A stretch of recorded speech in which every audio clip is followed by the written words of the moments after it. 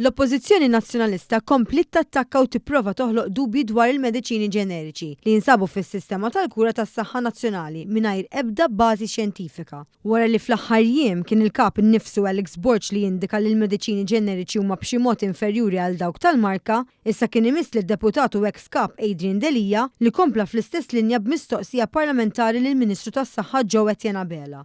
Dan anke jekk l-Awtorità Maltija tal-Mediċini u s-Sovrintendenza tas-Saħħa Pubblika tnejn ikkundannaw id-dubji mqajmin mill-kap tal-PM bla ebda bażi xjentifika. Delija staqsa kif il-Gvern qed jindirizza l-problema ta' mediċini ġeneriċi kontra dawk tal-marka u kif se jassigura l-aħjar valur għall pazjent u għall-Istat. Kif kellu diġà l-okkażjoni jispjega wkoll fl-aħħar jiem, il-Ministru għas-Saħħa fit-tweġiba tiegħu waqt is-seduta tat-tnejn reġa' tenna li l-mediċini ġeneriċi inkluż dawk prodotti f'Malta għandhom l-istess effett bħal dawk oriġinali, waqt li huma regolati skont liġijiet stretti internazzjonali. Fakkar ukoll li saħansitra l-Organizzazzjoni Dinjija tas-Saħħa il-WHO tappoġġja b'mod ċar l-użu tal-mediċini ġeneriċi.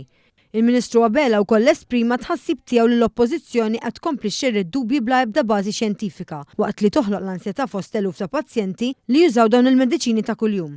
Għamilha ċara li l-prijorità tal-Gvern tibqa' dik li tipprovdi mediċini effettivi u siguri kif huma dawk ġeneriċi.